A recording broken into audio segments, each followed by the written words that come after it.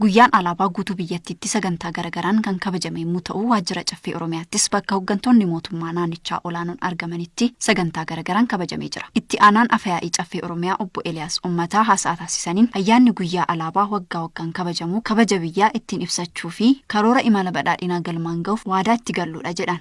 Ayyaanni guyyaa alaabaa waggaa waggaan kabajnu kun kabajaa fi jaalala biyya keenyaaf qabnu ittiin ibsinuu fi gaaddisa alaabaa keenyaa jalatti hiriirree karoora imala badhaadhinaa keenyaa galmaan ga'uuf waadaa keenya itti haaromsinu waan ta'eef ayyaana hiikoo guddaa qabuu fi miidhagina olaanaadhaan kabajamudha. Kabajni biyyaa fi alaabaa sadarkaa olaanaatti kan mul'achuu danda'u biyya keenya hiyyummaa keessaa baasuun kallattii hundaan akka of dandeessu yoo carraaqneedha kan jedhan yommuu ta'u kana milkeessuuf immoo mootummaan naannoo Oromiyaa inisheetiiviiwwan adda addaa qopheessuun hojjechaa jiraachuus ibsaniiru. Kabajni biyyaa fi alaabaa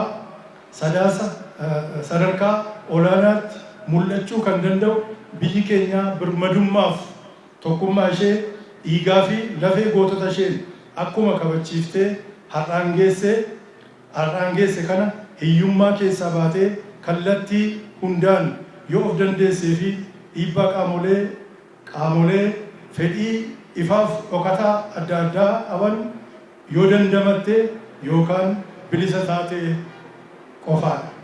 Kana milkeessuuf karoorrii fi taarsimoon raawwii qophaa'ee inishitiivonni adda addaa qophaa'anii labsamanii hojiitti seenamee bu'aalee gurguddaan galmaa'uu jalqabanii jiru. Alaabaan mallattoo eenyummaa fi obbolummaa ta'uu kan himan obbo Eliyaas gootota biyyaa dhiiga isaanii dhangalaasuu fi lafee isaanii caccabsuun biyyaa fi alaabaa kabachiisuun asiin gahan galateeffachuun barbaachisaa ta'us kaasanii jiru. Alaabaan uummattoota gidduus waliin wal danda'anii obbolummaan jiraachuu kan uumu mallattoo eenyummaa uummataa fi biyyaati.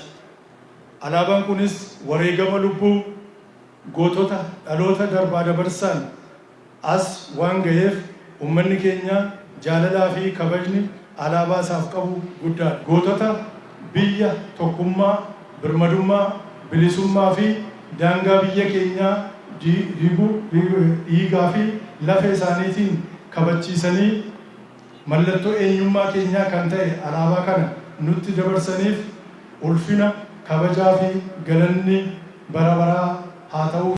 Hojjettoonni waajjira caffee Oromiyaa fi miseensonni humna addaa Oromiyaa gama isaaniitiin alaabaan dhiiga goototaan kan argamee fi aarsaan kan itti kafalame ta'uu kan ibsan yommuu ta'u kabaja alaabaaf malu eeguun dhalootaa gara dhalootaatti dabarsuuf qophii ta'uu hubachiisanii jiru. Alaabaan kun dhiiga gootota keenyaatiin kan argame dhiiga isaanii dhangalaasaniitu lafee isaaniitti cabsaniitu alaabaan kun akka kabajamee amma har'a ga'uuf kan isaan hojjechaa turanii waan guddaadha.